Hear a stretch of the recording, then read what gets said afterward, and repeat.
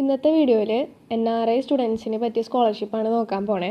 Ministry of external affairs government of India introduce ചെയ്ത സ്കോളർഷിപ്പാണ് SPDC scholarship.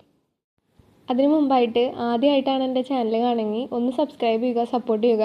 Scholarship related വീഡിയോസാണ് നമ്മൾ ഇടണേ. ഇനിയും ഇങ്ങനത്തെ വീഡിയോസ് കിട്ടാനായിട്ട് ചാനൽ സബ്സ്ക്രൈബ് ചെയ്യാൻ മറക്കരുത്. 150 സ്കോളർഷിപ്പാണ് ആനുവലി SPDC സ്കീമിൻ്റെ അണ്ടറിൽ ചിൽഡ്രൻസിന് കൊടുക്കുന്നത്.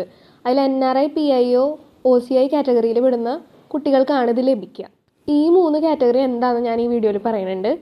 ഈ 150 സ്കോളർഷിപ്പ് എങ്ങനെയാണ് ജെൻഡർ വൈസും കാറ്റഗറി വൈസും അവർ കൊടുക്കണേ എന്നുള്ളതാണ് ഈ ടേബിളിലുള്ളത്. നിങ്ങൾക്ക് വേണമെങ്കിൽ ഇത് നോക്കി മനസ്സിലാക്കാവുന്നതാണ്.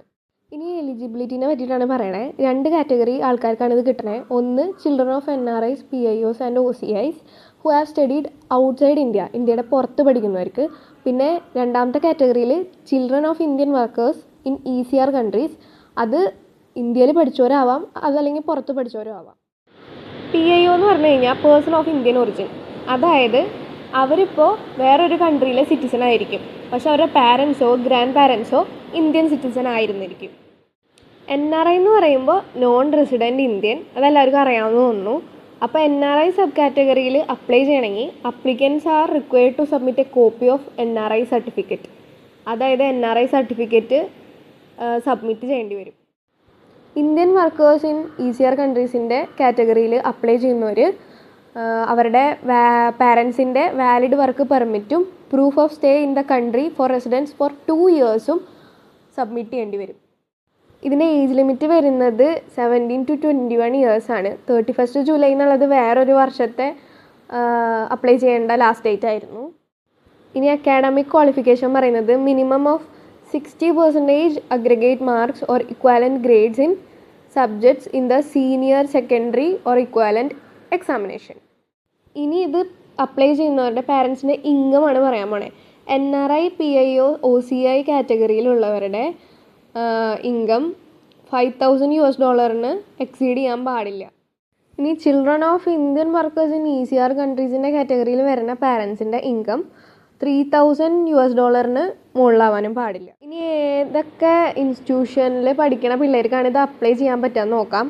Central university of India offering under graduate കോഴ്സും, പിന്നെ NAC A ഗ്രേഡ് ഇൻസ്റ്റിറ്റ്യൂഷനിൽ പഠിക്കുന്ന കുട്ടികൾക്കും, പിന്നെ NITയിലും IIITസിലും അണ്ടർ ദാശ സ്കീമിൽ സീറ്റ് ലഭിച്ച പിള്ളേർക്കും ഇത് അപ്ലൈ ചെയ്യാം. ഇനി how to apply. Applicants who have pass the qualifying examination, അതായത് +2 പാസ്സായി കഴിഞ്ഞവർക്ക്, എലിജിബിലിറ്റി ക്രൈറ്റീരിയ ഒക്കെ സാറ്റിസ്ഫൈ ചെയ്തവർക്കും ഇവിടെ ഒരു ലിങ്ക് തന്നിട്ടുണ്ട്. അതിലാണ് സാധാരണ അപ്ലൈ ചെയ്യാറ്. ഇപ്പോഴത്തെ ടൈം വന്നിട്ടില്ല, ടൈം ആകുമ്പോൾ അവർ ആ ലിങ്ക് ഓപ്പൺ ചെയ്യുമായിരിക്കും. ഇനി ഫിനാൻഷ്യൽ അസിസ്റ്റൻസ് പ്രൊവൈഡ് ചെയ്യുന്നത് 75% of the total institutional economic cost ആണ്. അതായത് ഇത് ഇൻക്ലൂഡ് ചെയ്യുന്നത് ഒരു $4,000 പെർ ആനാണ് കിട്ടാൻ പോണത്. അതിൽ ട്യൂഷൻ ഫീയും ഹോസ്റ്റൽ ഫീയും അതർ ഇൻസ്റ്റിറ്റ്യൂഷണൽ ചാർജസും കൂടി ഇൻക്ലൂഡഡ് ആണ്. ഇനി ഈ ടേബിളിൽ കാണിച്ചിരിക്കുന്ന കോഴ്സസിൽ ജോയിൻ ചെയ്തവർക്കാണ് ഇത് അപ്ലൈ ചെയ്യാൻ കഴിയുക. ഇനി ഈ സ്കോളർഷിപ്പിനെ പറ്റി വല്ല ഡൗട്ട് ഉണ്ടെങ്കിൽ കമൻറ്റ് ബോക്സിൽ നിങ്ങൾക്ക് ചോദിക്കാവുന്നതാണ്. പിന്നെ ഇനിയും ഇങ്ങനത്തെ വീഡിയോസ് കിട്ടാൻ സബ്സ്ക്രൈബ് ചെയ്യാൻ ഒരിക്കലും മറക്കരുത്. പിന്നെ നിങ്ങളുടെ സപ്പോർട്ട് ഉണ്ടെങ്കിൽ മാത്രമാണ് ഇനിയും വീഡിയോസ് എനിക്ക് ഇടാൻ കഴിയുള്ളൂ.